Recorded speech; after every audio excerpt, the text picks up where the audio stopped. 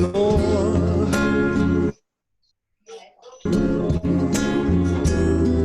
There's peace, I'm sure, and I know she's in heaven.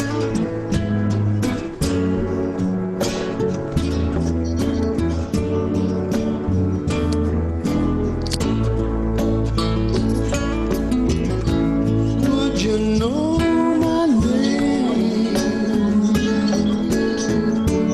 if I saw you in heaven?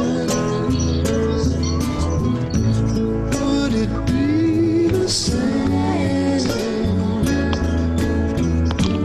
if I saw you in heaven? I must be strong and carry on, 'cause I know I don't belong here in heaven. 'Cause I know I don't belong here in heaven.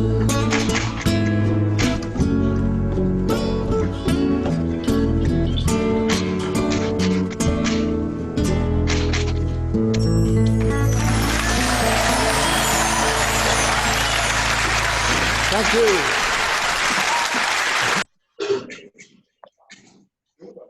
Selamat berjumpa kembali, Bapak, Ibu, semuanya. Nah, di mana?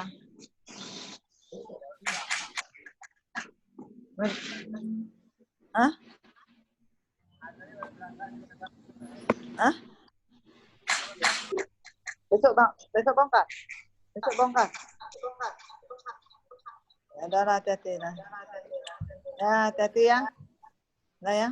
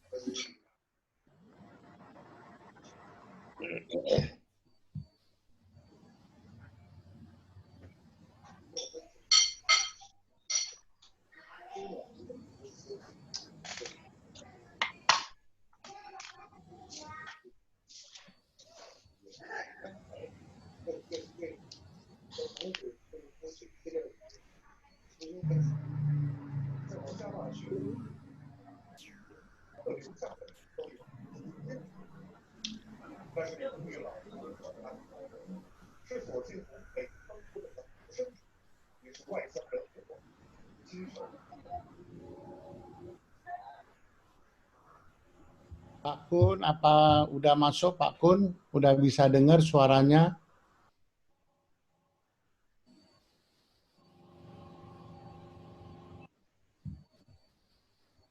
Pak Kun, suaranya di unmute dulu. Di unmute dulu.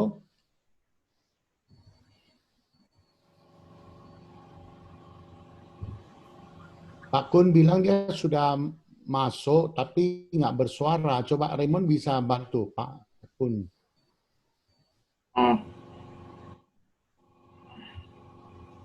Itu apanya belum dibuka Om, suaranya yang Hah?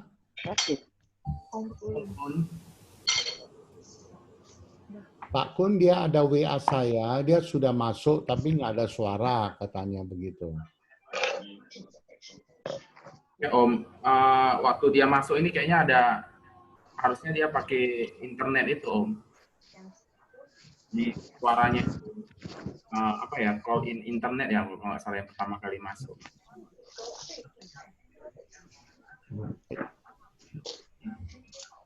Halo Pak Kun. Ini ada keluar Om itu. Yang masuk aja memang.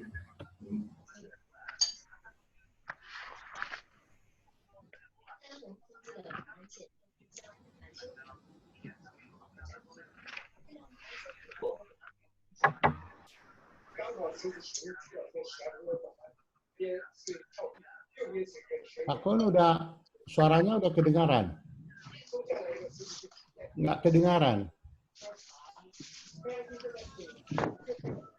Loh, tapi Pak Kun punya belum hidupin ini videonya. Connect by internet ya, kalau nggak salah ya, Om. Video di Suaranya belum masuk dia, Om. Om Kun dia, udah masuk suaranya. suara Om Kun belum ini. Udah ada suara. Sudah ada suara. Ada. Ada suara dah, Jin. Bukan Pak Kun, Pak Kun belum dengar suara. Kun. Oh, Kun ya. Kun. Ada di bawah itu di video kamu belum buka video itu. Mau diklik itu. Tapi ini Om Kun nggak dengar nih. Di start videonya. Oh, Om telepon. Udah nampak Pak Kun, udah nampak. Terus di Mungkin dia samping video sebelah kiri itu kan ada mute. Kamu klik lagi mute. sekali lagi jadi unmute. Ya. Kan ada Pak Kun pakai HP ya? Pakai HP ya? Tapi ya lah, tekan mute-mu. Raymond, ini Pak Kun kan pakai handphone. Ini gimana suaranya supaya keluar itu? Ya, ini Sama aja. waktu Mute itu tekan. Om Kun masuk, Om. Apa? Pada saat masuk itu, dia ada yang internet, ada yang phone. Jangan pijat yang phone, tapi yang internet. Ada call over internet sama dial in. Ada yang internet, ada yang internet, Om. Jadi harusnya tekan mana itu? Atas. Ya, ke atas. Pastor Ade. Selamat malam. Coba Raymond telepon Pak Kun aja ya, Raymond ya. Kamu handphone aja.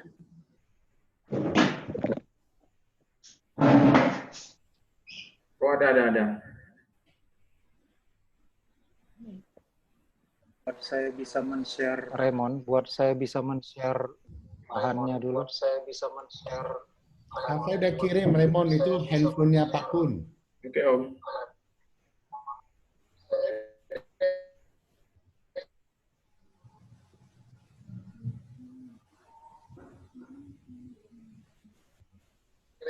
Itu handphonenya Pak Kun. Ya, Om. Udah, Om. Udah. Udah. Udah Pak Kun, udah dengar suaranya? Om Kun, waktu Om pertama kali masuk, kan? Ini sama phone, kan?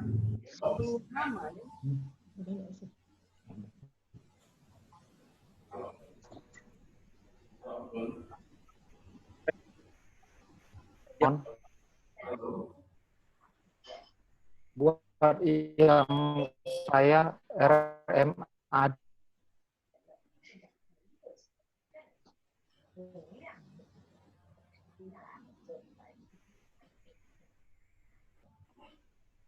Ini Pak Victor ada masuk nggak Pak Victor? Pak Victor.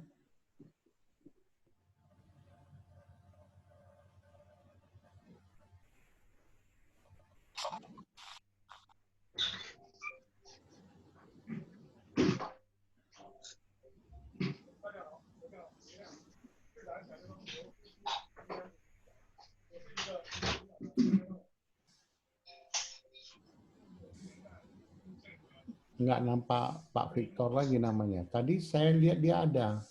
Itu Pak Kun udah masuk. Tapi nggak ada suara. Cuman suaranya belum muncul dia. Dia nggak mute, nggak tekan mute. Nah, udah ada suara Pak Kun. Nah, Udah ada suara Pak Kun. tuh udah buka dia. Bukan suara-suara. Nggak suruh Tidak ya? bicara. Ya Pak Kun bicara dong, kita dengar. Pak Kun bicara aja. Halo. Saya udah bisa. Halo. Lebih dekat Pak Kun lebih dekat ke Ke handphonenya. apa? Handphone. Nah, seperti AG itu suaranya besar sekali tuh. Halo.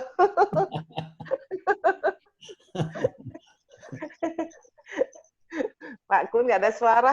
Ah, su- Remon, yang RM Adit itu buat share screen. Yang taruh Romo ya. Ada 2 RM Aditnya untuk cadangan kalau ada masalah pakai yang satunya.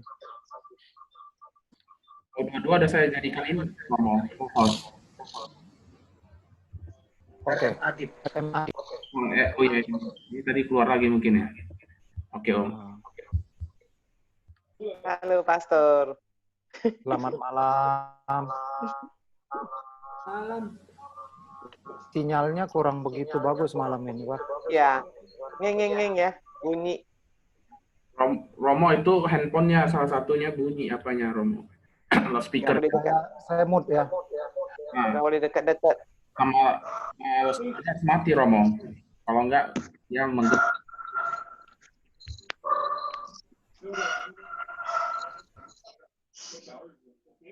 Ini udah saya matikan. Ya, ini bagus Romo. Oke ya.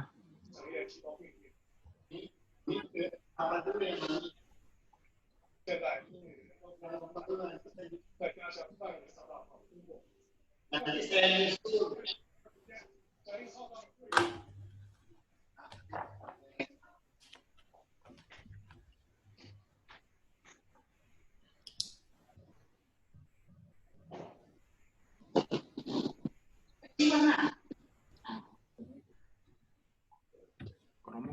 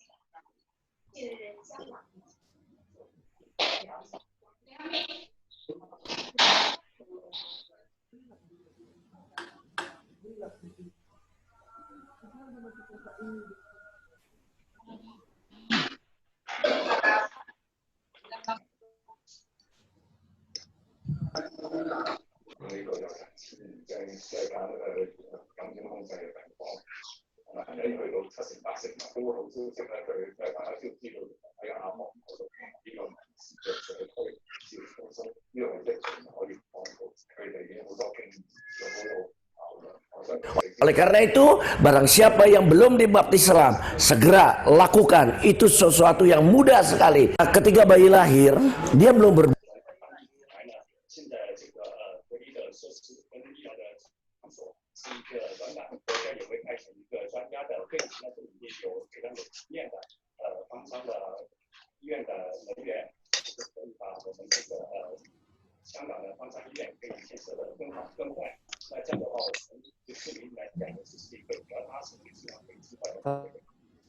Selamat malam, Bapak Ibu.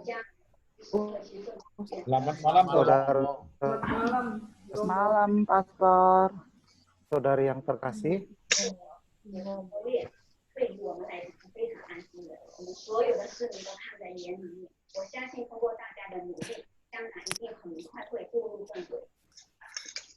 Dan 45 maka kita akan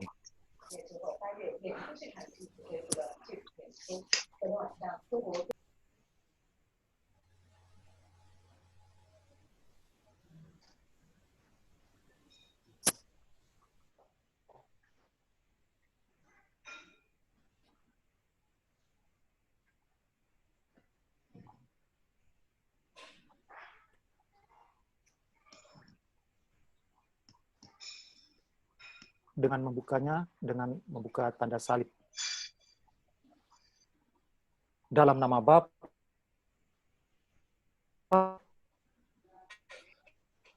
Allah Bapa yang Maha Baik, pada malam hari ini kembali kami akan mengadakan pembelajaran, sharing, dan menghayati Injil-Mu, ajaran-Mu, dan iman yang kami utuslah Roh Kudus-Mu, Roh hikmah dan pengertian, agar kami semakin memahami dan kemudian mampu membawa iman kami di dalam dialog dan pertanggungjawaban secara rasional yang akan membawa kami untuk mampu menyelamatkan saudara-saudari yang akan tergabung di dalam pertemuan ini. Demi Kristus Tuhan dan pengantara kami. Dalam nama Bapa, Putra, dan Roh Kudus. Amin. Saudara-saudari yang terkasih dalam Kristus, pada malam hari ini kita akan mengadakan studi apologetika seri kelima tentang apakah baptis Gereja Katolik sah. Dalam suatu doa umat spontan, pernah ada seorang ibu Katolik yang bersyukur pada Tuhan karena saudaranya sudah dibaptis lagi di gereja lain, non-Katolik, dengan cara ditenggelamkan ke dalam kolam. Karena menurut ibu itu, baptis Katolik tidak sah. Karena orang Katolik tidak diselamkan. Sementara baptisan saudaranya diselamkan. Maka dia harus dibaptis ulang dengan jalan ditelamkan. Saudara-saudari yang terkasih dalam Kristus, polemik baptis selam. Memang ada sementara gereja non-Katolik yang berpendapat demikian. Alasan yang mereka pakai biasanya ada dua.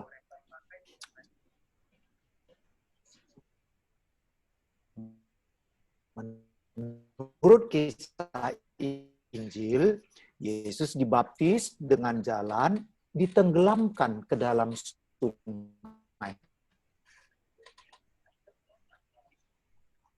Hal ini mereka simpulkan dari Injil Matius 3 ayat 19 yang mengatakan bahwa sesudah Yesus dibaptis, segera keluar dari air. Alasan yang kedua, ialah menurut pendapat mereka, satu-satunya arti kata kerja baptizo, yakni kata Yunani untuk membaptis, adalah menenggelamkan seseorang atau sesuatu ke dalam air. Kita akan melihat salah satu contoh cuplikan terkait pengajaran dari saudara kita. Tetapi kita juga mau memahami ini juga menurut iman kita juga.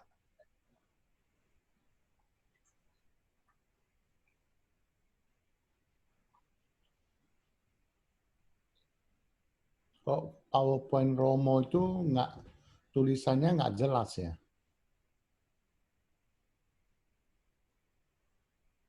Oleh karena itu, barang siapa yang belum dibaptis selam, segera lakukan. Itu sesuatu yang mudah sekali. Ketika bayi lahir, dia belum berbuat dosa, tapi dia sudah membawa dosa. Bukan karena perbuatan. Nah, dosa ini adalah merupakan dosa turunan, dosa yang dibawa, dosa bawaan dari sejak Adam. Nah, ketika Yesus mati, karena upah dosa itu maut, ketika Yesus mati, nah maut itu dipatahkan. Oleh karena itu, kita harus seperti Yesus mati, tapi mati dalam baptisan. Dalam Markus 16 ayat 16 dikatakan, barang siapa percaya dan dibaptis, maka ia akan diselamatkan. Jadi firman Tuhan sangat tegas bilang bahwa barang siapa yang percaya Yesus itu harus dibaptis dan dia akan diselamatkan. Arti baptisan adalah bahwa ketika kita dibaptis, maka kita terhisap dalam kematian dan kebangkitan Yesus. Bukan cuma terhisap dalam kematian dan kebangkitan Yesus, tapi kita juga itu diberi genetika baru, yaitu yaitu genetika surga, genetika yang sama dengan Kristus. Sehingga ketika kita dibaptis, maka kita memiliki gen yang sama itu. Dan nanti ketika Yesus datang, apabila kita belum meninggal dunia, maka tubuh kita akan diubahkan menjadi sama dengan tubuh Yesus. Dan kita yang sudah meninggal, kita juga akan bersama-sama menyatu dengan kebangkitan Yesus. Makanya di dalam Roma pasal 6 ayat 3 sampai ayat 5 saudara bisa baca bahwa dosa yang dibawa itu hanya bisa dipatahkan kalau kita mati bersama Yesus. Cuman kita tidak dikubur seperti Yesus, kita dikubur dalam air baptisan. Oleh karena itu, barang siapa yang belum dibaptis selam, segera lakukan. Itu sesuatu yang mudah sekali. Saudara-saudari yang terkasih di dalam Kristus, kita sudah melihat contoh dari pendapat saudara kita non-Katolik tentang pembaptisan harus pembaptisan selam. Dan ini pun hanya bisa diberikan kepada mereka yang sudah dianggap besar dewasa. Nah, bagaimana Gereja Katolik menjawab di dalam terang iman yang memiliki 3 dasar, yaitu tradisi, magisterium, dan kitab suci. Saudara-saudari yang terkasih di dalam Kristus, pada bagian ini kita akan menjawab bagian yang pertama. Dalam Matius 3 ayat 16 dikatakan, Yesus segera keluar dari air, dan pada waktu itu juga langit terbuka dan ia melihat Roh Allah seperti burung merpati turun ke atasnya. Kalau dalam Injil dikatakan bahwa Yesus telah dibaptis Yohanes keluar dari air, itu tidak perlu diartikan bahwa sebelumnya seluruh badan Yesus itu ditenggelamkan.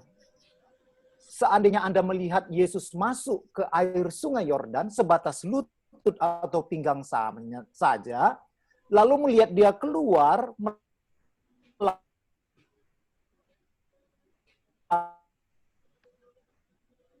saya melihat Yesus keluar, ungkapan keluar dari air sama sekali tidak menunjukkan seberapa banyak bagian tubuh kita ini terkena air. Seandainya dulu Yesus memang dibaptis dengan jalan ditenggelamkan, itu pun tidak berarti bahwa cara Yesus dibaptis merupakan satu-satunya cara yang sah. Seandainya demikian, tentu baptisan yang sah juga harus dilakukan dengan cara menenggelamkan orang di jauh sana, Sungai Yordan, seperti Yesus. Ini apa ya? Jelas, hal itu tidak benar. Berapa orang yang akan bisa dibaptis di Sungai Yordan? Kita akan melihat lewat Google Map berapa jauh jaraknya dari Indonesia menuju ke Sungai Yordan sana. Letak Sungai Yordan. Ini Yesus dibaptis. Inilah Sungai Yordan saat ini. Kalau kita pergi ziarah ke Yerusalem, pasti akan mampir di tempat ini. Nah, kalau dilihat dari jarak dari Indonesia ke Sungai Yordan, itu sejauh 8.959 km. Saya hanya mau mengangkat fakta. Kalau terlalu fanatik melekat hanya sah baru dibaptis di Sungai Yordan, ini tentu tidak masuk akal. Saudari-saudara yang terkasih di dalam Kristus. Kemudian, baptisan Kristen itu fleksibel. Ini bisa dilihat dari tradisi Kristiani kuno. Memberi kesaksian yang amat jelas. Kita lihat 3 contoh. Contoh yang pertama adalah dokumen 12 Rasul. Satu dokumen kuno yang berasal dari awal abad kedua Masehi, yang bernama dokumen 12 Rasul. Dikatakan, bila tidak ada cukup air, maka pembaptisan dengan pengucuran air adalah sah. Baptisan dengan pengucuran air adalah sah. Lalu yang kedua, dari buku The Didache. Dalam dokumen yang ditemukan sekitar tahun 100 Masehi yang bernama Didache, mengatakan bahwa jika tidak ada air yang mengalir, orang bisa dibaptis hanya dengan mengucurkan air di atas dahi. Seperti cara Katolik sekarang ini.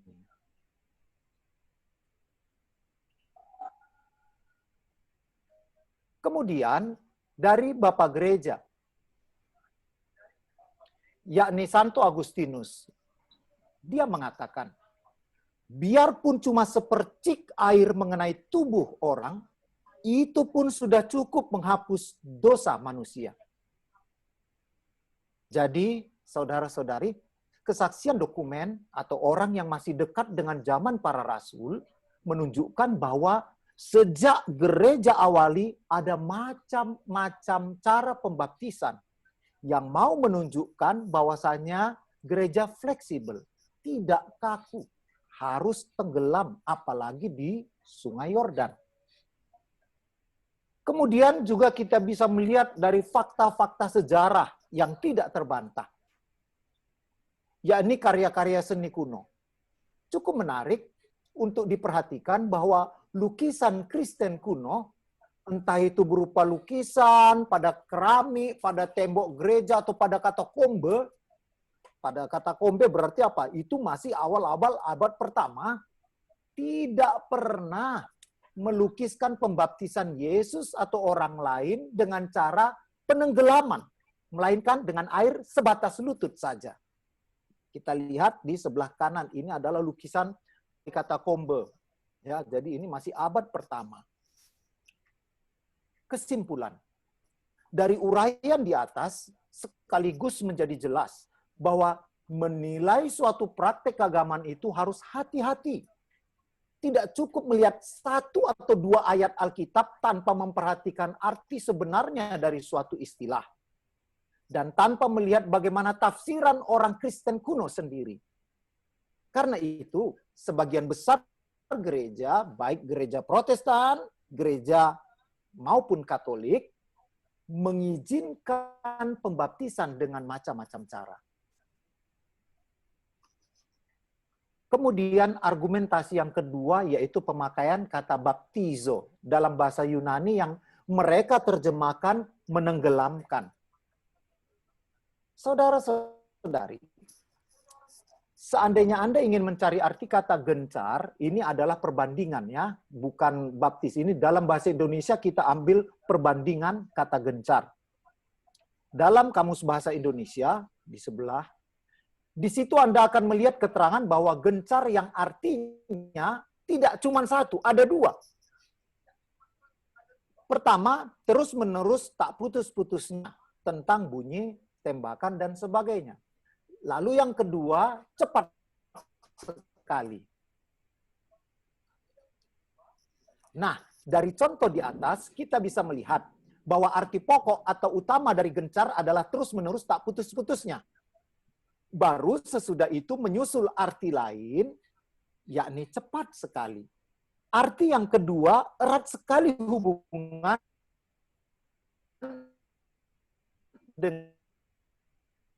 dengan arti yang pertama. Tetapi keduanya tidak.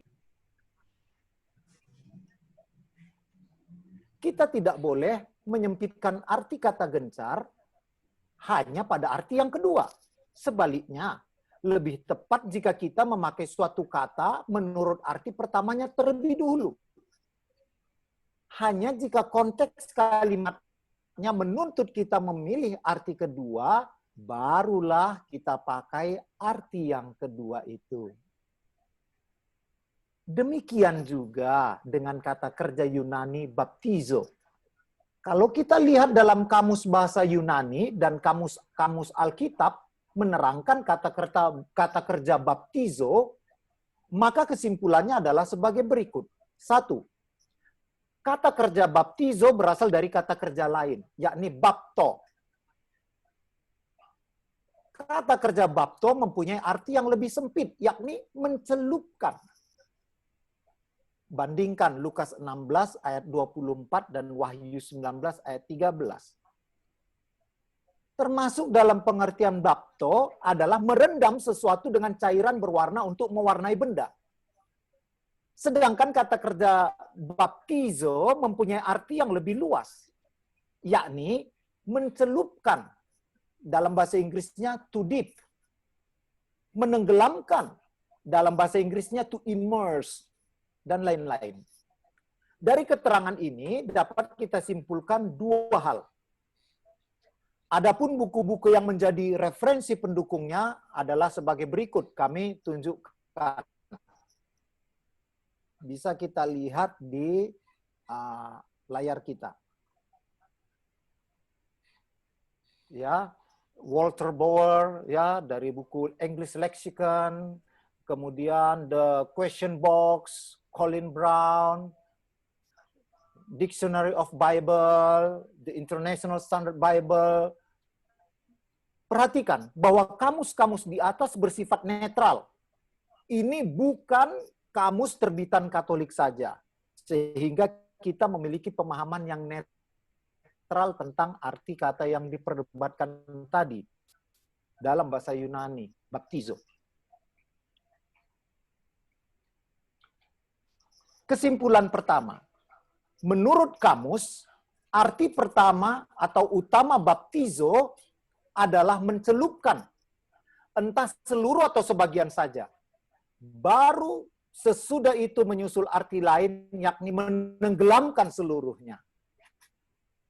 Nah, arti utama itulah yang perlu lebih kita perhatikan. Seperti contohnya tadi kita ambil dari kamus bahasa Indonesia tulisan Purwodarminto tentang gencar tadi. Arti kata baptizo tidak bisa disempitkan pada satu arti saja. Yang penting dalam gagasan baptizo adalah mencuci sesuatu dengan air. Sedang soal cara itu tidak terlalu penting. Orang bisa mencuci sesuatu dengan cara menyiram, mencelupkan ke dalam air, atau malah merendamnya dalam air. Memang harus diakui bahwa cara yang lebih baik membasuh sesuatu adalah dengan menenggelamkan barang atau orang seluruhnya ke dalam air. Tapi cara macam itu tidak mutlak diperlukan. Kami belum pernah melihat kamus yang menerangkan bahwa baptizo hanya berarti menenggelamkan. Tidak ada. Saudari-saudara yang terkasih di dalam Kristus, istilah baptis dalam kitab suci. Bagaimana istilah baptis dipakai dalam kitab suci?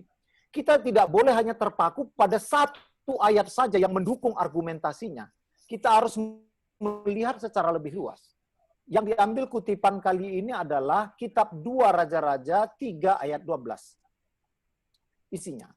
Namun Yosafat bertanya, apakah tidak ada di sini seorang nabi Tuhan untuk meminta petunjuk kepada Tuhan daripadanya?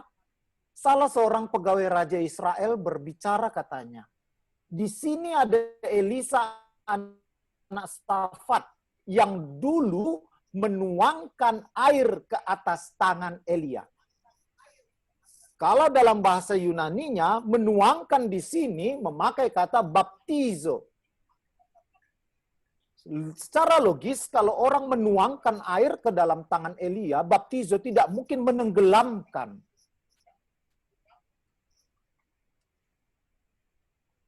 Kemudian, Kisah Para Rasul 8 ayat 36. Memperkirakan bahwa pembaptisan sida-sida dilakukan hanya dengan menyiram air. Mengapa? Sebab hal itu terjadi di jalan sepi dari Yerusalem ke Gaza. Saudara-saudari, jalan sepi dibuat tanda petik. Karena frase jalan sepi sebenarnya bisa diartikan juga di jalan padang gurun. Gurun pasir, gersang. Memang jalan dari Yerusalem ke Gaza itu melewati daerah padang gurun. Jadi, lebih besar kemungkinan Filipus membaptis sida-sida tanpa menenggelamkannya ke dalam air. Karena mustahil ditemukan di padang gurun pasir yang gersang. Air yang melimpah atau kolam yang cukup dalam tentunya sulit didapat di gurun pasir. Jadi berdasarkan teks-teks perjanjian baru sendiri, tak bisa disimpulkan bahwa penenggelaman merupakan satu-satunya cara membaptis yang sah. Ini gambar sida-sida dibaptis.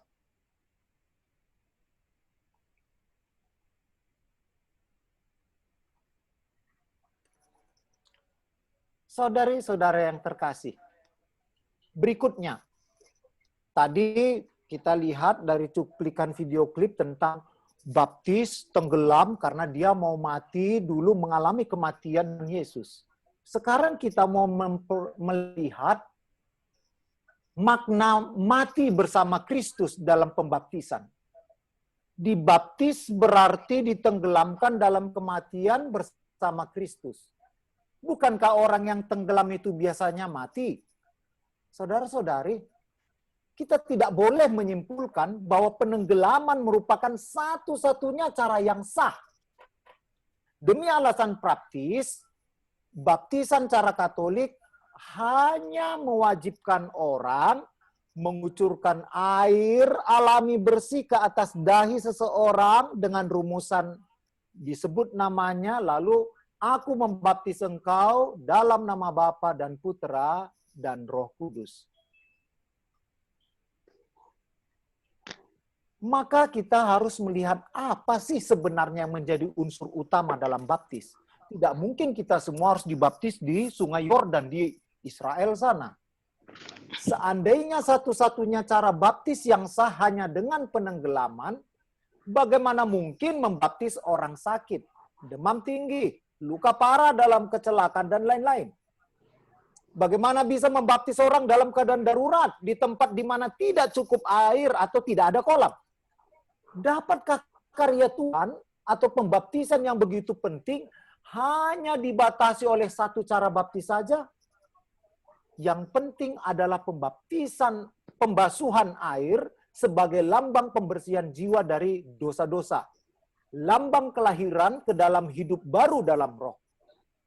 Yang esensial adalah air sebagai lambang pembasuhan jiwa dan pencurahan Roh Kudus, bukan banyaknya air itu atau cara orang dicuci dengan air itu.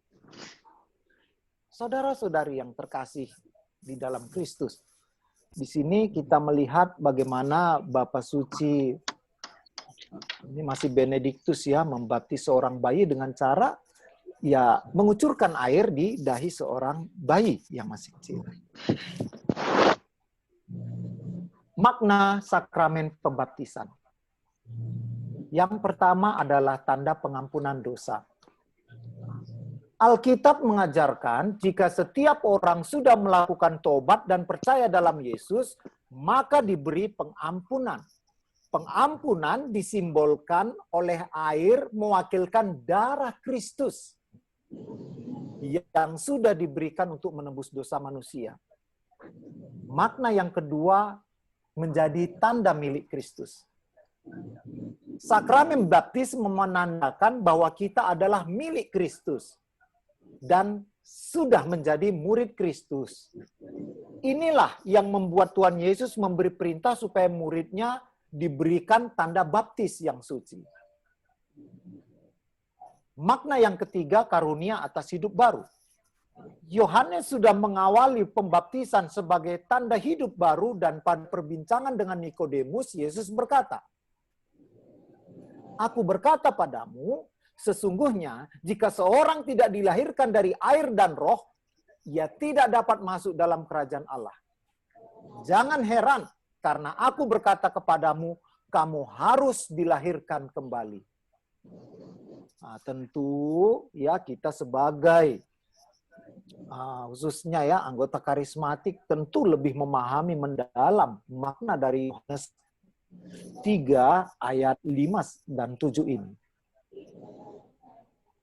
Makna yang keempat adalah diterima dalam gereja. Dengan dibaptis juga menandakan jika seseorang sudah diterima dalam persekutuan gereja dan menjadi salah satu anggota gereja. Makna yang kelima, memperoleh meterai kekal. Dengan menerima sakramen baptis, seseorang diterima dengan kekal pada materai rohani dan tidak akan bisa dihapus sebagai bagian dari Kristus. Baca juga bertumbuh dan berbuah di dalam Kristus. Bagian yang ketiga ini, saya akan membawa saudara-saudari pada baptisan dalam gereja Katolik yang sangat kaya. Yang pertama adalah baptis dewasa. Baptis dewasa dilaksanakan untuk orang yang ingin menjadi Kristen saat sudah tumbuh dewasa. Pengertian dewasa di sini adalah dewasa secara jasmani dan juga dewasa secara rohani, yakni cukup matang, bertanggung jawab dengan iman dan juga kepercayaan.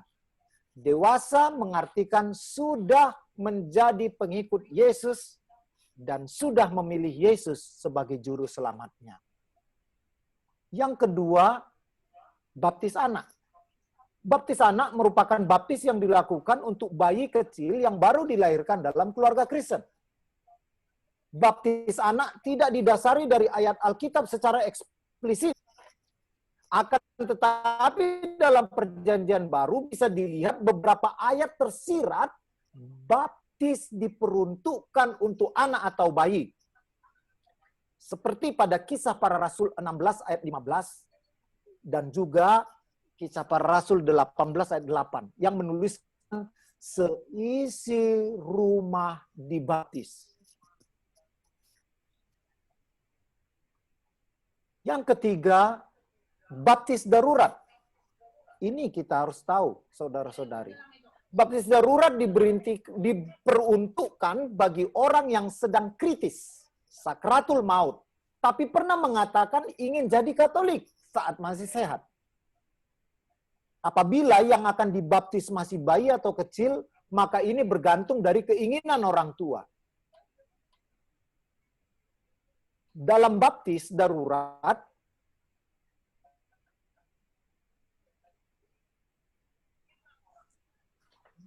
bukan oleh siapa saja, akan tetapi harus memperhatikan rumus Trinitas.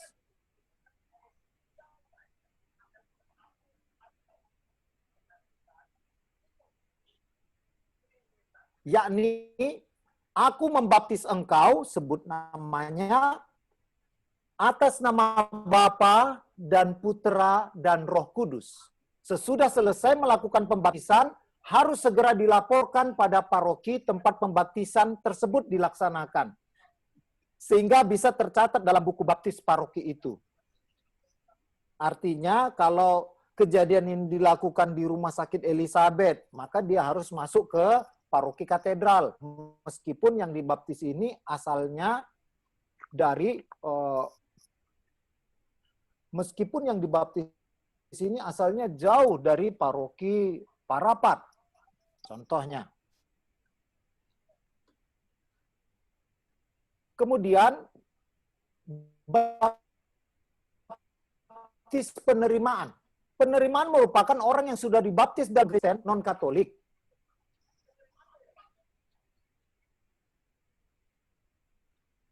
Saya ulang, mungkin sinyalnya tidak jelas. Penerimaan. Penerimaan merupakan seorang yang sudah dibaptis dalam gereja non-Katolik dengan kemauan ingin masuk ke dalam gereja Katolik. Mereka tidak dibaptis ulang.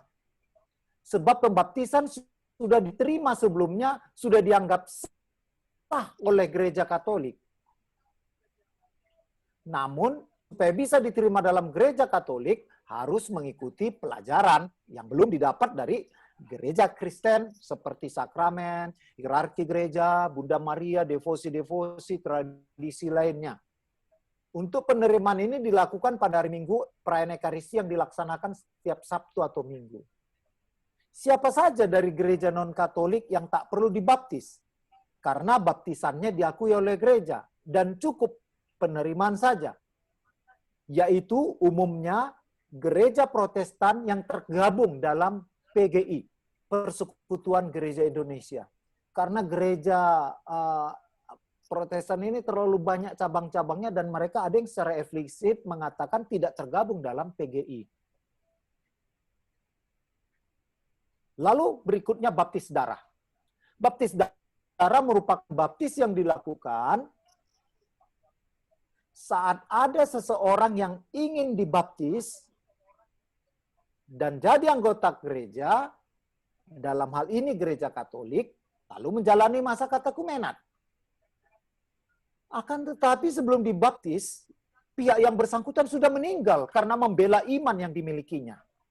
Dengan menerima sakramen baptis, maka Yesus sudah memberi kehidupan yang baru, kehidupan ilahi, dan juga mengangkat kita semua jadi anak-anaknya.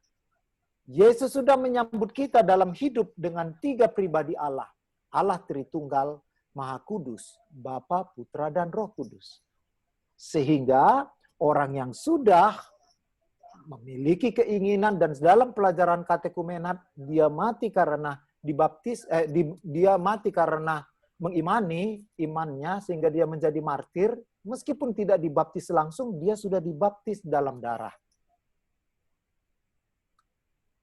Saudara-saudari, inilah yang menjadi unsur utama dalam pembaptisan. Unsur pertama itu adalah forma. Formanya itu apa? Aku membaptis kamu dalam nama Bapa, Putra, dan Roh Kudus. Unsur forma ini tidak bisa tidak. Lalu kemudian menyusulah materianya, yaitu penumpangan tangan dan air di dahi atau menenggelamkannya ke dalam air. Ini seperti yang tertulis dalam Injil Matius 28. Saudara-saudari yang terkasih di dalam Kristus. Berikutnya adalah baptis Yohanes Pembaptis atau baptis Yesus.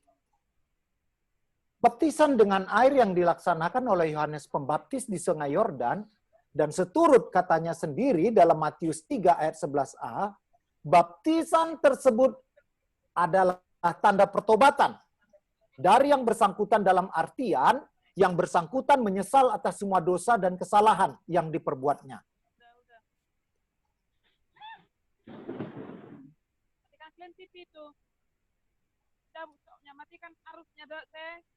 Baptisan menurut Konsili Vatikan II, Sacrosanctum Concilium 6, melalui pembaptisan, orang dimasukkan dalam misteri Kristus.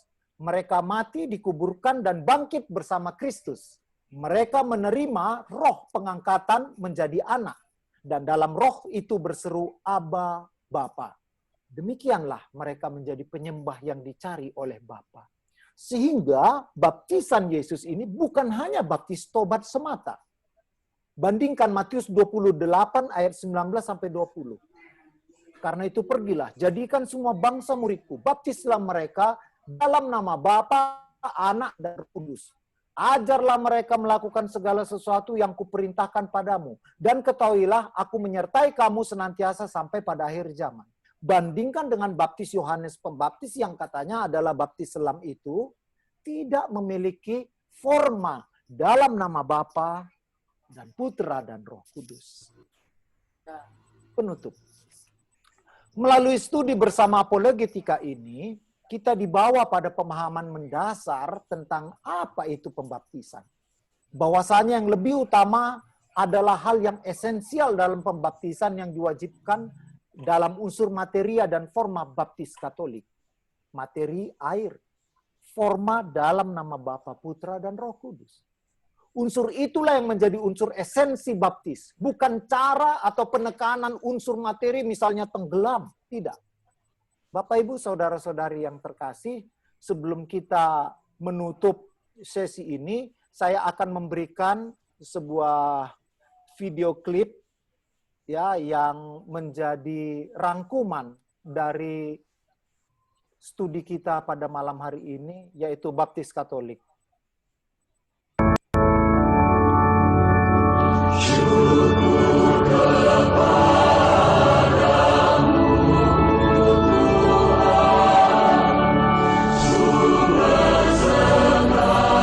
Sakramen baptis adalah sakramen pertama yang diterima seseorang untuk bergabung dalam gereja Katolik. Kata baptis berasal dari kata Yunani baptizein atau baptizo, yang berarti membenamkan atau menenggelamkan diri ke dalam air atau mencuci diri, entah seluruhnya atau sebagian. Dari sini kita dapat memaknai bahwa pembaptisan berarti suatu pembersihan diri dari segala kotoran dosa. Pada masa awal gereja, pembaptisan dilakukan dengan cara menenggelamkan seseorang ke dalam air. Namun dalam perjalanan sejarah, karena alasan praktis, pemercikan atau pengucuran dengan air sudah dipandang cukup dan sah sebagai ungkapan pembaptisan. Hal ini diperkuat dengan kesaksian iman yang ditemukan dalam katakombe-katakombe yang memperlihatkan gambar orang-orang yang dibaptis dengan dituangi atau diperciki air. Di samping itu, dokumen kuno Didache, yaitu kumpulan ajaran rasul dari abad II, menyebutkan, pertama-tama, baptislah dalam nama Bapa dan Putra dan Roh Kudus dengan air kehidupan. Tetapi jika tidak ada padamu air kehidupan, baptislah ke dalam air yang lain. Dan kalau kamu tidak dapat melakukannya dalam air dingin, lakukanlah dengan yang hangat. Tetapi kalau kamu tidak juga punya semua itu, curahkanlah air 3 kali di atas kepala dalam nama Bapa dan Putra dan Roh Kudus. Ritus Katolik bertoleransi pada situasi dan melakukan pembaptisan dengan media air dan rumusan atau forma berupa kata-kata, Clara, aku baptis engkau dalam nama Bapa dan Putra dan Roh Kudus. Dalam hal pembaptisan, Gereja Katolik lebih menekankan sikap hidup orang yang menerima baptisan, yaitu beriman, bertobat, dan memulai hidup baru. Maka, perlu persiapan panjang yang disebut masa katekomenat, sekitar 1 tahun sebelum dibaptis. Pembaptisan merupakan pintu gerbang dan dasar ke seluruh hidup Kristiani. Pintu menuju hidup dalam roh dan pintu untuk menerima sakramen-sakramen lainnya. Yesus mengatakan, Aku berkata kepadamu, sesungguhnya jika seorang tidak dilahirkan dari air dan roh, ia tidak dapat masuk ke dalam kerajaan Allah. Ketika dibaptis, kita dilahirkan dari air dan roh. Itulah yang ditunjukkan Yesus ketika ia dibaptis di Sungai Yordan. Roh Kudus turun atasnya dalam rupa burung merpati. Dengan demikian, sakramen baptis adalah tanda iman sebagai anak-anak Allah yang mengungkapkan pertobatan, pengarahan hidup kepada Yesus, dan pengakuan iman kepadanya dan karunia Roh Kudus. Santo Petrus berkata kepada orang-orang yang menanyakan apa syaratnya untuk diselamatkan, Kamu harus memperbaharui diri dan dibaptis dalam nama Yesus Kristus agar dosa-dosamu diampuni dan kamu akan menerima karunia Roh Kudus. Santo Paulus berkata dalam suratnya kepada jemaat Roma, Sebab kamu tidak akan dikuasai lagi oleh dosa, karena kamu tidak berada di bawah hukum Taurat, tetapi di bawah kasih karunia. Karena itu, pembaptisan mempunyai 3 makna. Dibebaskan dari dosa, dilahirkan kembali sebagai anak Allah, digabungkan ke dalam gereja dan ikut ambil bagian dalam tugas perutusan Kristus. Dalam keyakinan gereja, pembaptisan adalah rahmat keselamatan yang diberikan secara cuma-cuma oleh Tuhan yang mendahului segala tindakan dan melingkupi hidup kita sejak awal. Maka, pembaptisan Katolik dilaksanakan entah ketika ia sudah dewasa, saat orang mulai tertarik masuk Katolik, atau ketika ia masih bayi. Lewat orang tua dan wali baptis, si anak digabungkan ke dalam komunitas kaum beriman bernama keluarga, dan keluarga-keluarga bergabung dalam kesatuan gereja. Demikianlah iman Katolik diteruskan dari generasi ke generasi. Itulah keyakinan gereja Katolik seperti disampaikan oleh Paus Fransiskus dalam khotbahnya.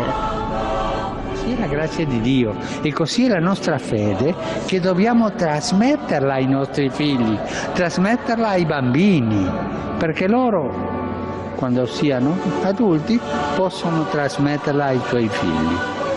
Così è il battesimo, perché? Perché il battesimo ci fa entrare in questo popolo di Dio che trasmette la fede. Questo è molto importante, un popolo di Dio che cammina e trasmette la fede.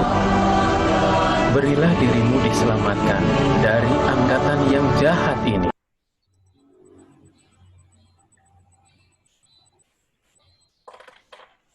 Saudara-saudari yang terkasih, demikianlah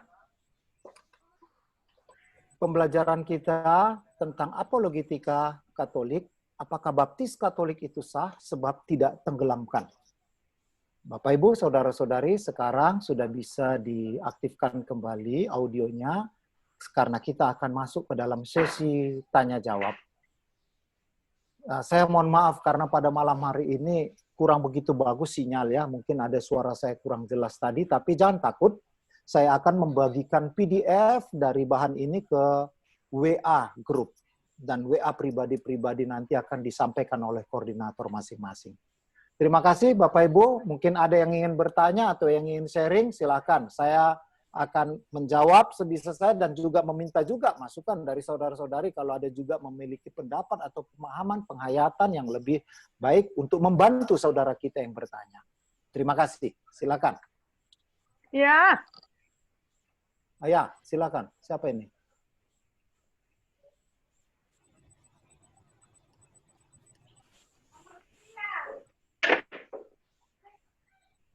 Itu.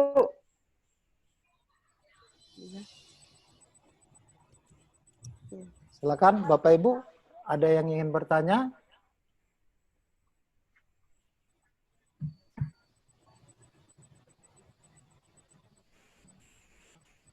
Mungkin ada bahan tadi yang kurang begitu jelas.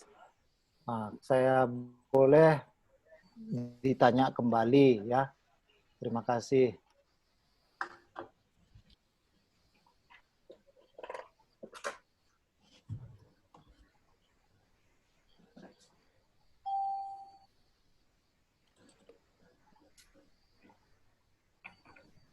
Romo, Bagaimana?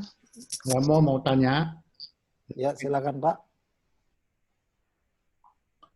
Di gereja Katolik, kan bukan semua orang yang telah dibaptis sudah pasti masuk ke surga, kan? Ya, itu sudah pasti, Pak. Seperti tadi Bapak Paus mengatakan bahwa setelah dibaptis, ya masuk dalam kerajaan Allah gitu loh. Ya. Tapi masuk dalam kerajaan Allah masih belum menjamin ya. Maksudnya itu kan masih kerajaan Allah kan sudah bisa terjadi di dunia ini. Itu kerajaan Allah dalam arti rohani. Nah, di dunia lah yang sekarang Ya. kita masih ya kan. Kita Ya. semua karena di dalam CAP itu kita memang tujuannya bagaimana mewartakan kabar baik, ya kan? Bagaimana kita sharing iman, ya dengan tujuan supaya orang tertarik untuk mengenal Yesus lebih dalam lagi, dan kita akan ajak dia bertobat dan masuk di dalam gereja kita. Demikian. Ya. Jadi ini mungkin bisa dikaitkan juga dengan pembelajaran kita minggu lalu ya. Yaitu terkait dengan apa dosa yang tak pernah bisa diampuni. Yaitu dosa yang menghujat Roh Kudus. Yaitu dia selalu menyangkal dan tidak mau menerima. Nah, sementara kita harus melihat dengan lebih netral bahwa ketika orang dibaptis, dia sudah menyatakan ya kepada Tuhan. Artinya potensi ya itu sudah ada untuk diarahkan kepada kerajaan surga. Sekarang tergantung dari perjalanan hidupnya. Kalau di dalam perjalanan hidupnya jatuh dalam lumuran dosa, berat, ringan, tetapi dia masih tetap percaya kepada Kristus, tapi jatuh dalam kerapuhannya, inilah yang kita sebut dulu itu. Dia masih masuk ke dalam tempat api penyucian.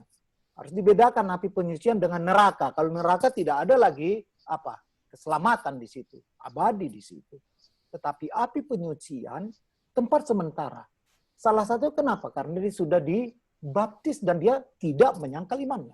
Tapi kita juga harus sadar bahwa ada orang yang sudah dibaptis, tapi dia benar melakukan pelanggaran, dosa, menghujat Roh Kudus. Karena dia selalu menyangkal dan keras kepala menolak keselamatan itu. Maka Bapak, Ibu, Saudara-saudari, baptis adalah jalan keselamatan. Oke, tetapi seperti yang dikatakan, ya, Roh Kudus diberikan kepada semua orang. Tetapi Roh Kudus hanya bisa berdaya guna dan efektif ketika manusia itu mau bekerja sama dengan Roh Kudus itu secara tahu, mau, sadar, dan bebas. Inilah Pak pemahaman dari keselamatan lewat sakramen baptis itu. Maka ketika kita menerima sakramen baptis di dalam iman dan keyakinan, wah, sudah terbuka jalan keselamatan. Hanya tadi itu, di dalam penghayatan iman, di dalam perjalanan hidup, jatuh dalam dosa, atau terbentuk pribadinya menjadi pribadi penghujat Roh Kudus, maka tidak akan ada lagi terbuka kepadanya keselamatan. Sayang, sama seperti orang diberi talenta, tetapi ketika dia tidak memanfaatkan talenta itu, ya sia-sia belaka. Itu yang bisa saya jawab, Pak. Terima kasih. Mungkin ada saudara-saudari lain yang mungkin bisa sharing terkait dengan apa yang disampaikan Pak Henry. Silakan. Bagaimana Pak Henry? Shalom Romo. Shalom. Ya. Dari siapa ini? Oh, Bapak Benyamin, ya. Ya, dengar Romo. Ya. Ya. Hanya mungkin sebagai masukan soal baptis ditenggelamkan, dicelup, dipercik atau dituang airnya itu perbedaan caranya baptis itu bukan saja diantaranya ada pertengkaran atau perselisihan sedikit antara orang Protestan atau orang Katolik. Sebab dulu saya pernah ada kawan-kawan juga kawan-kawan kerja di gereja Metodis dan di gereja Protestan yang lain. Mereka yang Romo bahas ini dicelup atau dipercik, mereka juga ada perselisihan. Jadi saya kira soal caranya itu, ya kita nggak sendiri antara Katolik sama Protestan saja yang ada mungkin sedikit permasalahan dengan caranya ya, dicelup atau dipercik. Gereja Protestan karena banyak gerejanya, banyak juga caranya Romo. Ada yang ditenggelamkan, ada juga yang diperciki. Jadi cuman bagi saya sendiri pribadi ya baptis itu yang lebih penting merpatinya yang turun Romo. Maksudnya secara rohani. ya. Seperti waktu Santo Petrus ada sama keluarga Cornelius di situ, dan tumpang tangan, dan Roh Kudus itu ada lidah api yang nampak di kepala mereka, ya. Dan Santo Petrus sendiri berkata, bagaimana kita bilang orang ini nggak bisa dibaptis dengan air, padahal sudah dibaptis dengan Roh Kudus. Secara pribadi saya, Romo, itu yang lebih penting. Mungkin salah satu yang diperselisihan juga waktu saya bergaul dengan kawan-kawan Protestan adalah ya kita membaptis bayi. Nah, mereka itu ada argumen bahwa bagaimana bisa baptis bayi, bagaimana dia bisa menerima sesuatu yang dia masih belum ngerti karena masih bayi ya. Jadi ada yang secara kasarnya ya Romo ya bilang, kalian ini orang-orang Katolik memporsir baptis bayi-bayi. Ngomongnya begitu Romo ya. Maaf, mungkin Romo bisa memberikan lebih jelas lagi selain yang dibilang seisi rumah tadi ya. Seisi rumah itu harus dibaptis ya. Terima kasih Romo. Ya, jadi pertama-tama seperti yang menjadi tujuan dari apologetika ini ya, pertama-tama adalah memberikan pemahaman secara logika ya, secara logika kepada kita tentang polemik-polemik Gereja Katolik yang dipertanyakan pihak lain. Sehingga jawaban yang kita sampaikan di sini adalah pertama-tama kepada kita. Ketika kita sudah mengetahui ya secara akal budi dulu, dan kemudian baru bisa kita menghayatinya, sehingga ketika kita mendapat pertanyaan seperti itu kita bisa menjawabnya dari apa yang diajarkan Gereja Katolik. Karena kembali lagi ya, ketika terjadi perdebatan, sering yang menjadi persoalan ya bukan adalah kuat-kuatan suara, siapa menang siapa kalah, tidak ya. Apologetika ini pertama-tama adalah memberi pemahaman kepada umat Katolik, bukan kepada yang lain. Karena kalau kepada yang lain, dia sudah memilih persepsi yang berbeda. Kita ngomong apapun ya nggak akan berubah apapun. Seperti yang disampaikan tadi terkait dengan di gereja lain ada yang dengan cara siram apa ya. Kita juga mengakui juga tadi di situ, tetapi karena dipertanyakan tentang baptis selam itu, dan itu sudah dijawab tadi bahwa baik secara kitab suci, secara tradisi ya. Sering, Bapak Ibu, kenapa gereja saudara-saudari kita yang lain sering mempertanyakan kita? Karena mereka terputus sama sekali dari sejarah. Ya, ketika mereka pada abad pertengahan putus, ya, mendeklar, ya. Sementara gereja Katolik masih terus mengikuti dari sejak awal sekali. Sehingga kita memiliki dasar iman ada 3, yaitu tradisi, ya seperti tadi yang diambil contoh-contoh tadi ya dari Didache, ya, kemudian Bapak Gereja Santo Agustinus itu tradisi, kemudian dari magisterium dan juga dari kitab suci. Inilah yang menjadi inti. Nah, lalu kemudian kalau tadi Bapak Benyamin mengatakan saya lebih favorit baptis dalam roh tadi yang menyala, ya itu kembali lagi itu pribadi ya. Seperti makan ya, itu istilahnya de gustibus non disputandus ya. Selera itu nggak bisa diperdebatkan, tetapi kita harus mengetahui hal yang paling prinsip di dalam gereja itu adalah pembaptisan. Baptis dalam roh ya, baptis dalam roh ini sebenarnya sudah include di dalam pembaptisan. Kenapa? Sebab di dalam pembaptisan itu dikatakan, aku membaptis engkau dalam nama Bapa, Putra, dan Roh Kudus. Jadi sebenarnya ketika kita menerima pembaptisan sudah sempurna semua. Sekarang mau nggak kita ini mendayagunakan itu semua. Sehingga kita bisa hidup dalam roh. Sehingga kita dikatakan tadi dibaptis dalam roh bukan artinya dibaptis ulang lagi. Tidak ada. Ya. kuasa roh yang sudah kita terima lewat pembaptisan itu, itulah yang terpancar di dalam hidup kita. Saudari-saudara yang terkasih dalam Kristus, inilah yang dimaksud dengan pembaptisan yang sebenarnya. Ya.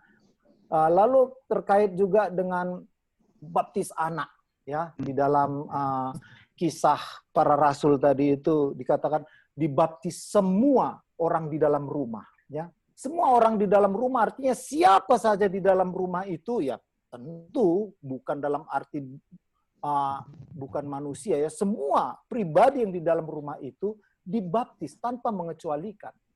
Kenapa? Karena di dalam pembaptisan Gereja Katolik juga ada tahap inisiasi. Setelah dibaptis anak-anak, lalu mereka kan belum bisa menerima komuni, ya. Setelah dia memahami, ada proses pengajaran, baru bisa menerima komuni. Itu masa remaja. Masih ada inisiasi lebih lanjut apa? Yaitu ketika dia menerima sakramen krisma. Setelah dewasa, dia diutus untuk mewartakan imannya. Jadi ini sebenarnya kita juga harus melihat ada tahap-tahap inisiasi. Kenapa Gereja Katolik wajib membaptis bayi? Seperti Paus katakan tadi itu, ya, dalam khotbahnya tadi itu, ya, bahwasanya kita meneruskan apa yang sudah kita terima karena kehendak baik dari seorang anak secara legal aja sampai umur 17 tahun itu ada pilihannya ada pada orang tua. Maka orang tua harus memberikan yang paling baik kepada anak.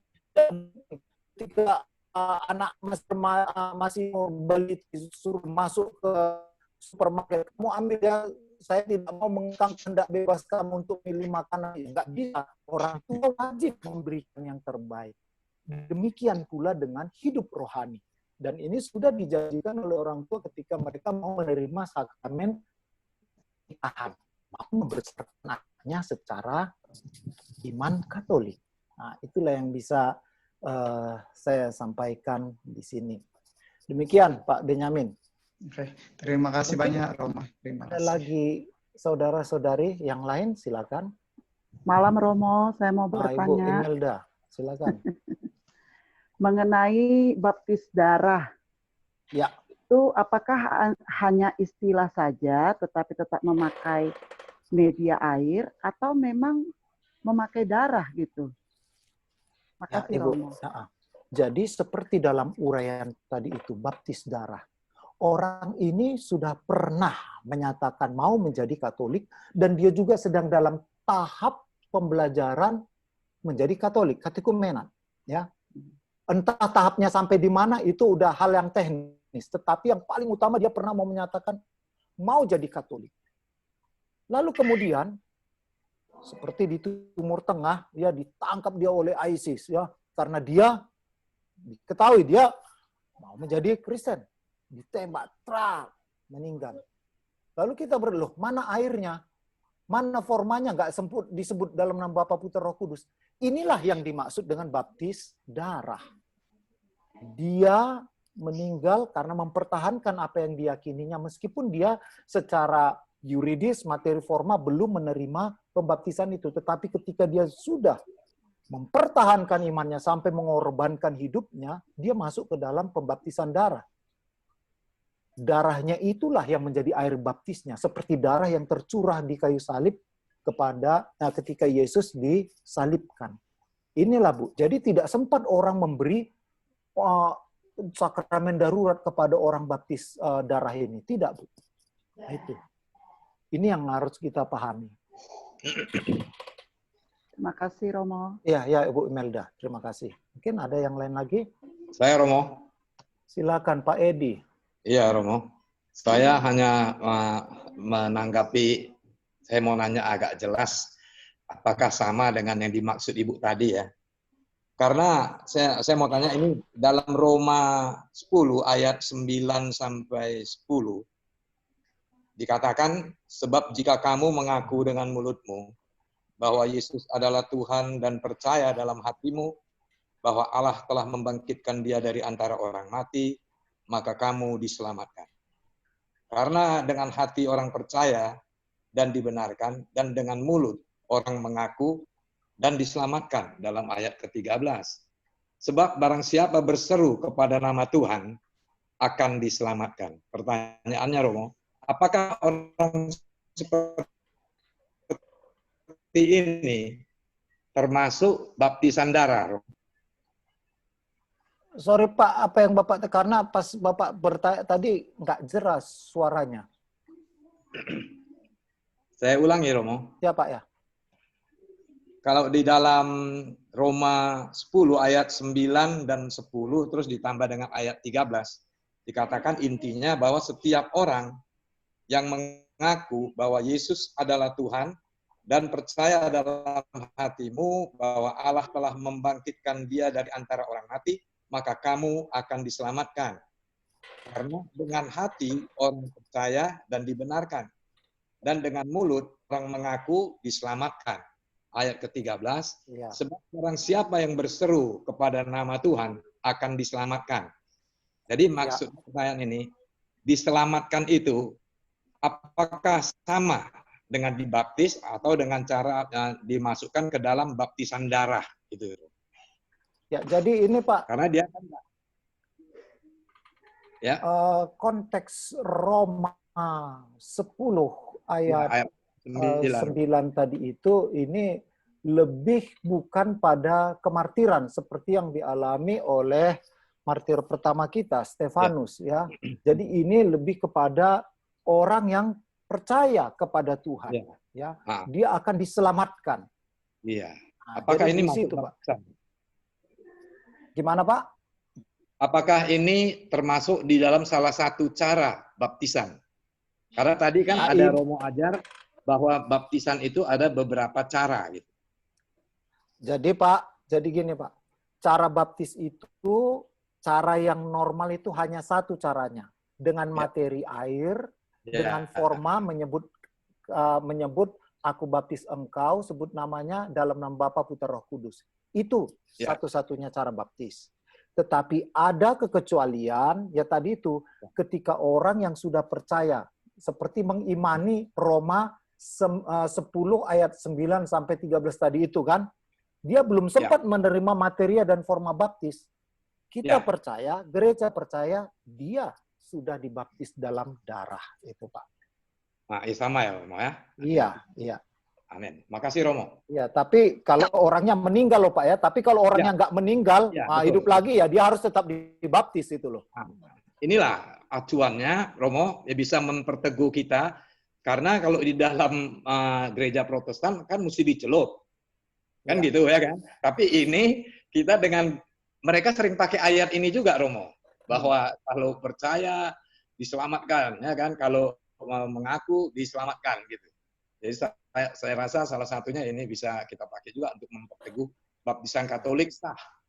Ya, tapi tadi harus dipegang pernyataan saya tadi Pak ya, baptis darah itu exception, kekecualian, kasuistik ya. Itu sangat spesifik sekali. Tetapi yang normalnya harus menerima baptisan dengan materi air dan forma dalam nama Bapa, Putra, dan Roh Kudus. Amin. Kalau orang sudah menerima Roma 10 ini kita lihat ini adalah bagian dari tahap-tahap katekese. Ya, ketika dia sudah matang dewasa, dia menerima baptis Tuhan. Tetapi ketika dia belum menerima baptis materia forma, tapi dia sudah mengimani Roma 10 ini, ya tadi itulah Tuhan selalu membuka gerbang keselamatan kepada orang yang berkehendak baik dan percaya padanya. Amin.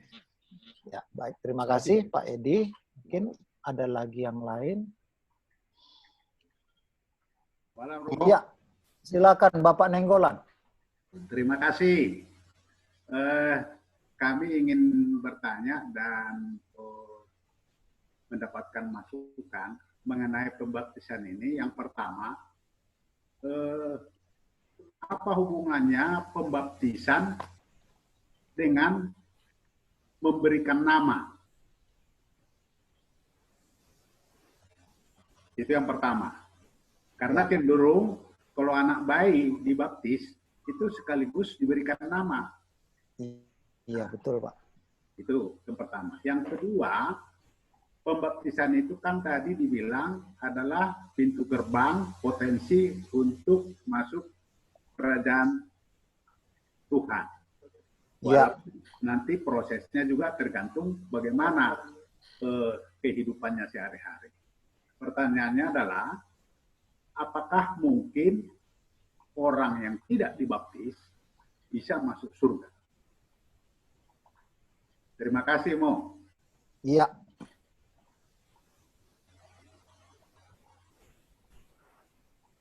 Oke, baik. Terima kasih. Jadi karena Bapak Nenggolan ini orang sangat ilmiah, jadi saya harus catat semua pertanyaannya di sini. Nanti saya silap pula, ini bahaya ini kan. Baik. Baptis dengan pemberian nama. Ya, biasanya seorang bayi sebelum dibaptis itu udah diberi nama dulu oleh bisa ayahnya, orang tuanya, atau siapalah yang paling cocok. Dan nama itu pasti menjadi sebuah pesan, ya pasti menjadi sebuah impian, pasti menjadi sebuah harapan bagi si anak itu. Sehingga namanya pasti nama yang baik. Walaupun tafsiran orang kurang baik, tetapi yang memberi nama pasti baik niatnya. Sebab saya orang Karo, dan saya tahu ya banyak nama orang Karo yang cukup revolusioner ya. Ada namanya Merdeka lah, ada namanya Bangkit lah, ada namanya macam-macam. Tetapi pasti itu punya tujuan dan makna yang baik. Sekarang, ketika anak di dalam gereja Katolik itu mau dibaptis, adalah sebuah tradisi di dalam gereja kita itu untuk memberi nama pelindung supaya anak ini juga di dalam pertumbuhan, perkembangan psikologisnya, seimbang dengan perkembangan rohaninya, dengan dibekali nama Orang Kudus. Orang Kudus inilah kira-kira yang menjadi teladan hidup anak ini. Sehingga di dalam pertumbuhan psikologisnya dan juga rohaninya bertumbuh menjadi pribadi yang seimbang dan selaras dengan kehendak Tuhan, seperti yang ditanamkan dalam nilai-nilai hidup Orang Kudus yang jadi nama Orang Kudus itu. Itulah Pak, di dalam gereja Katolik kenapa selalu ada nama baptis. Kecuali saya, Bapak Ibu, saya mau sharing ya. Ketika saya dulu dibaptis, saya dibaptis di Pasar Merah. Saya masih sering main-main dengan Ibu Teresia ini, istri Bapak Nenggolan yang bertanya tadi itu. Saya dibaptis kelas 2 SD. Dan nggak tahu ya, ada rahmat tersembunyi. Yang baptis saya itu adalah Romo Johan Kutsreuter, orang Belanda. Karena saya dibaptis satu-satunya udah besar, yang lain masih baby, lupa dia memberi nama baptis kepada saya. Jadi nama saya waktu dicatat dalam surat baptis Aditya Permana Prangin, titik, itu aja. Baru menjadi masalah ketika saya masuk biara. Ketika masuk biara, pimpinan bertanya, loh, kamu ini udah dibaptis belum? Katanya, wah, sudah, saya tunjukkan surat baptis saya, tapi kenapa nggak ada nama baptis? Wah, ya udah, ini adalah sangat manusiawi sekali. Maka saya baru mencari nama baptis ketika saya mau masuk biara. Karena di biara ada nama pelindung. Disitulah saya buat dalam tanda petik ya nama baptis saya. Karena saya punya pilih sendiri, saya pilihlah yang paling bagus. Nama baptis saya Valentinus lah saya bilang. Walaupun sampai sekarang tetap tidak tertulis di dalam surat baptis ya. Itu Bapak Nenggolan kenapa di dalam tradisi gereja Katolik ada nama Orang Kudus dalam setiap anak yang dibaptis. Lalu kedua, baptis itu adalah pintu gerbang masuk surga. Maka yang saya sampaikan tadi seperti menjawab pertanyaan Bapak Edi Coandi tadi itu, ya baptis yang normal itu dalam nama Bapa, Putra, Roh Kudus. Dan ini adalah situasi yang normal. Demikian pula di dalam pandangan gereja. Semua orang yang sudah dibaptis itu seperti sudah ditunjukkan jalan tol. Ini loh, kalau kamu ikut jalan ini aja udah lurus. Pertanyaannya, apakah semua orang yang dibaptis itu, apakah ada orang yang tidak dibaptis itu bisa masuk surga? Sebab ada orang yang mungkin belum pernah mengenal Tuhan karena tidak pernah masuk misionaris, karena bagaimana itu orang-orang zaman dulu itu, dia tidak mengenal Tuhan dan tidak mungkin dibaptis. Ini kan nggak adil. Saya percaya Tuhan punya rahmat dan penyelenggaraan yang sangat adil bagi semua makhluk ciptaannya.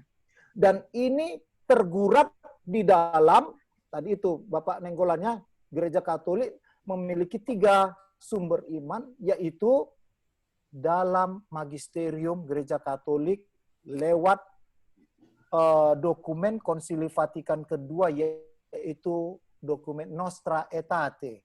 di situ gereja mengakui bahwa ada cahaya keselamatan bagi orang-orang yang menjalankan hidupnya seperti yang dijalankan, seperti yang diajarkan oleh Kristus.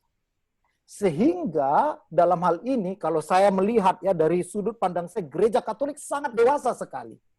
Kenapa? Karena dia melihat ya Tuhan itu berkarya di dalam seluruh pribadi-pribadi. Bukan cuman yang ada dalam institusi agama, yang di luar institusi agama Tuhan berkarya. Karena Tuhan ini melampaui semua. Maka kita yang sudah dibaptis di dalam gereja sebenarnya sudah mudah sekali. Jalan kita sudah disebutkan 10 perintah Taurat, aturan-aturannya. Yang belum mengenal Tuhan memang lebih sulit. Tetapi ketika dia menghayati ajaran kasih yang mungkin tidak diterimanya dari siapapun. Tetapi dia menghayati apa arti menghayati kasih. Menghormati nilai-nilai kehidupan seperti yang diajarkan Kristus. Gereja mengatakan bahwa cahaya keselamatan ada di dalam pribadi-pribadi yang berkehendak baik. Itu Pak yang bisa saya jawab terkait dengan pertanyaan nomor 2. Dan itu mungkin Bapak bisa nanti share, browsing ya di internet. Saya juga bisa nanti sampaikan dokumen Konsili Vatikan Nostra, tulisannya Nostra Aetate. Di situ dijelaskan. Dokumen ini membuka jalan bagi gereja Katolik untuk berdialog bagi siapa saja, baik orang yang beriman maupun orang yang ateis sekalipun. Baik, terima kasih Romo. Ya, terima kasih Pak Nenggolan. Mungkin ada lagi yang ingin bertanya, silakan. Ya, Romo. Oh, silakan Pak Sukri.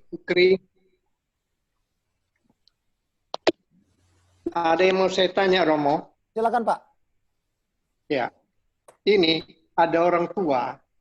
Dia ini merupakan simpatisan Katolik, belum dibaptis.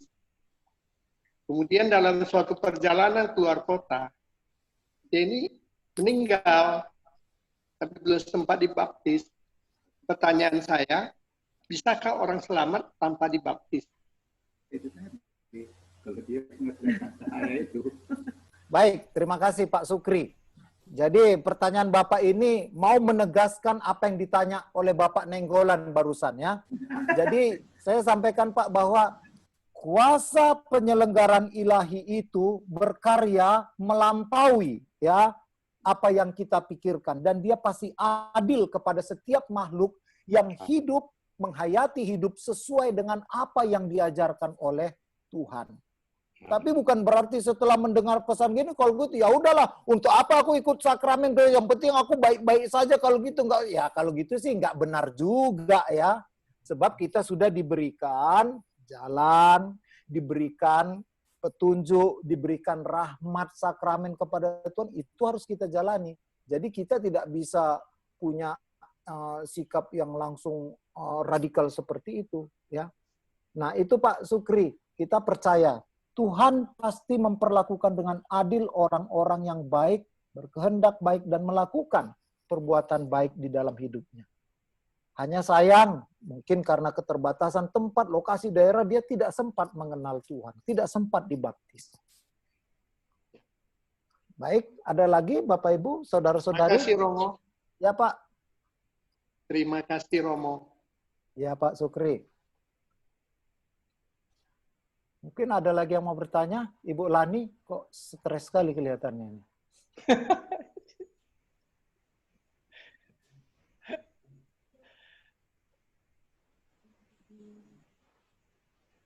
Pastor, satu pertanyaan Pak Benyamin, silakan.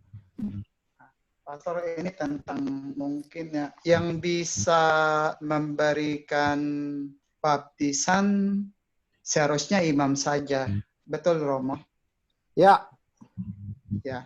Nah, kalau misalnya nggak ada iman, orang-orang awam sampai di mana batasnya bisa boleh membaptis atau bagaimana, Romo?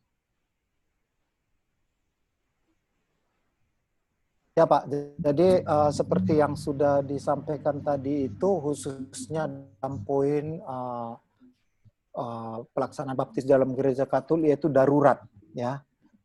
Darurat pun bukan berarti asal darurat saja boleh kita langsung baptis.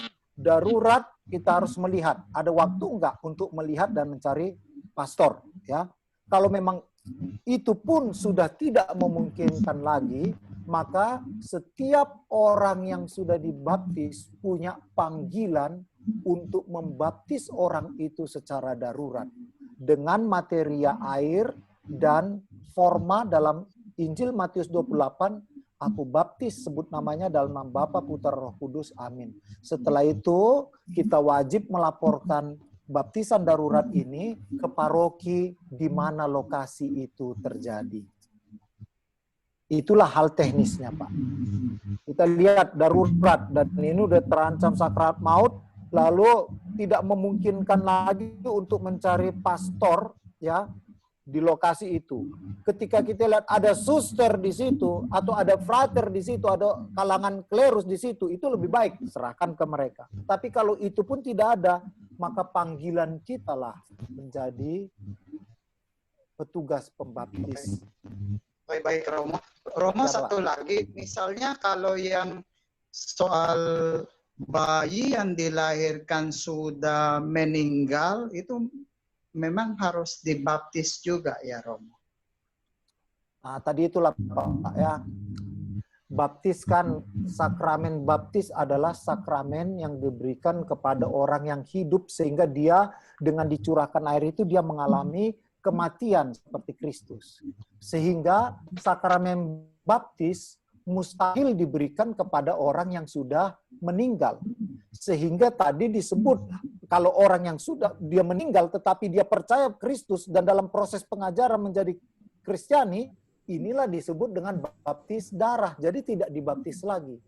Maka pertanyaannya, bagaimana kalau orang yang keguguran seperti itu, ya? Nah, dalam hal ini seperti jawaban saya kepada Bapak Nenggolan dan juga kepada Bapak Supri, kita percaya Tuhan memiliki penyelenggaraan ilahi yang adil kepada bayi yang apalagi masih murni, jauh dari dosa seperti ini. Ya. Dan juga gereja pun selalu mendoakan khususnya bayi bukan aja yang meninggal dalam arti yang wajar. Bayi yang meninggal tidak wajar pun kita selalu mendoakan. Yang diabortus lah, ya, yang keguguran dan seterusnya. Karena itu sudah menjadi makhluk hidup. Nah, jadi inilah Pak Benyamin, ketika bayi belum sempat dibaptis, sudah meninggal, kita pasti sangat sedih. Ya, tetapi kita percaya Tuhan punya penyelenggaraan yang sempurna bagi setiap pribadi yang diciptakan Tuhan, yang hadir di muka bumi ini. Tetapi ketika bayi itu sudah masih sempat dibaptis dalam keadaan sekarat, silakan langsung dibaptis saja, tidak perlu dikucurkan. Mungkin cukup dibuat air saja di tangan kita ini, kubaptis engkau dalam Bapa, Putra, Roh Kudus, amin. Selesai. Nah, itu. Tapi kalau nggak sempat lagi, ya itulah, berserahlah kepada Tuhan.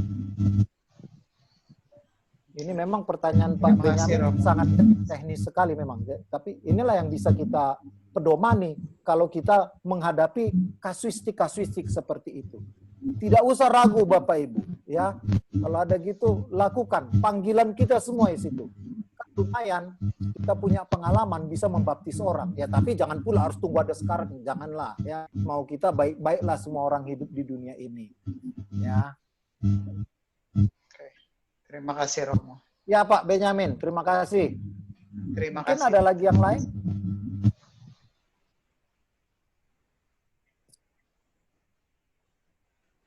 Ibu Age, kemana ini orangnya nih?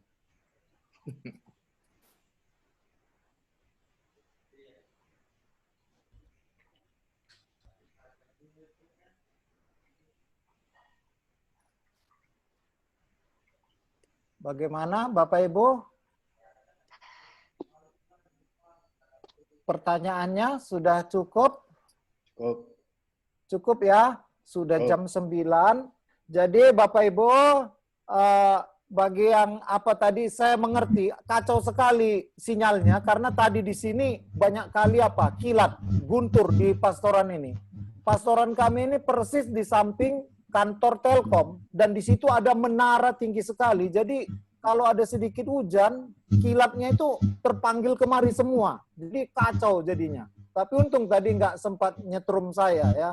Nah, jadi saya akan bagikan PDF dari yang saya bacakan tadi selama pengajaran, sehingga Bapak Ibu bisa memperkaya dan jadikan milik Anda, atau ketika Anda diberi kesempatan beri KTK, saya bisa saja pakai bahan saya ini. Itu tidak ada hak patennya dari kita untuk kita semua. Bebas Anda pakai. Terima kasih. Bapak Ibu, saudara-saudari, kalau khususnya yang dari Pasar Merah, ya kalau belum ada WA-nya dengan saya, nanti bisa di miss call saya biar saya kirimkan langsung ke Anda PDF atau bahan apa saya tadi ini apologetika seri kelima kita pada malam hari ini, karena Bapak Marbun tidak ada ini saya lihat ini. Lalu untuk seri apologetika kita yang ke-6 minggu depan ini lebih seru, yaitu tentang keperawanan Bunda Maria. Itu yang menjadi temanya, ya. Masuk lewat langkah pertama. Pertanyaannya, apakah Yesus itu punya saudara? Kalau Yesus punya saudara, berarti Bunda Maria itu tidak perawan, seperti yang didogmakan di dalam gereja Katolik. Bunda Maria adalah Bunda Perawan Maria. Maka Bapak Ibu silahkan menanti atau bisa memperdalam dulu bahan ini, sehingga ketika minggu depan kita bisa saling memperkaya di dalam pengajaran ini. Bapak Ibu yang terkasih, kita tutup pertemuan kita dengan doa dan mohon berkat agar kita bisa istirahat malam ini, seluruh pekerjaan besok kita terberkati dan keluarga kita dilindungi dalam naungan kasih Tuhan. Dalam nama Bapa, Putra, Roh Kudus. Amin. Tuhan Bapa Maha Baik, terima kasih Tuhan, Engkau sudah menyelenggarakan penyelenggaraan ilahi-Mu lewat rahmat sakramen baptis yang kami terima. Kiranya Tuhan, sakramen baptis ini adalah menjadi kewajiban, panggilan kami untuk menghayati-Mu secara lebih nyata dalam hidup sehari-hari. Bantu kami Tuhan, agar kami pun menjadi pribadi yang terurapi di dalam tingkah, kata, dan sikap keputusan hidup kami. Rahmati dalam naungan belas kasih-Mu Tuhan seluruh keluarga kami pun di mana berada, khususnya pada masa yang sulit ini Tuhan. Kami percaya di dalam nama-Mu Tuhan, tiada yang mampu mengalahkan rahmat kehendak-Mu yang baik. Berkati istirahat malam saudara-saudariku yang terkasih ini beserta keluarganya, jaga mereka Tuhan, supaya besok kembali bisa bangun dengan jiwa raga yang segar. Berkati seluruh usaha pekerjaan mereka Tuhan, agar membuahkan kesejahteraan dan kerajaan ilahi-Mu semakin menggema di dalam seluruh ruang gerak kehidupan kami. Tuhan serta-Mu, Allah Bapa Maha Kuasa memberkati, menjaga, dan melindungi saudara-saudari dalam nama Bapa, Putra, Roh Kudus. Amin. Terima kasih semuanya, selamat istirahat. Terima kasih Romo, selamat malam. Pak Hendri, Pak Mikaela, Pak Nenggolan, semuanya kita Horas Mojojoa Yahobu, merdeka. Udah bangun ya, Ibu Age ya? Pak itu hanya buah itu ibu nggak kau minta itu mana ada sekarang sepi nggak kau harus. Siapa itu? Halo Edi. Edi mana Edi? Itu Edi berdiri. Iya. Hah? Edi berdiri. Udah keluar Om. Oh, udah keluar. Makanya saya heran Agi lihat dia berdiri. Yang namanya Mikael. Edi udah berdiri, udah keluar. Dadah Pak Hendri. Halo salam Dewi. sama Mary. Thank you, thank you. Thank you. Bye-bye. Ayo Pak Sukri, Raymond, Ibu Melda, Sihotang. Terima kasih Romo. Halo Pak Kun, Halo, bye-bye. Pak Kun. Ya, selamat malam Pak Henry. Terima kasih Romo. Thank you, thank you. Ya, semua. Bye-bye. Good night, Bye. good night. Ya, good night. Ya, Raymond. Ya Om. Dadah. Selamat malam. Dadah Mon. Dadah Tante. Saya mati ya. Age. Semuanya. Malam.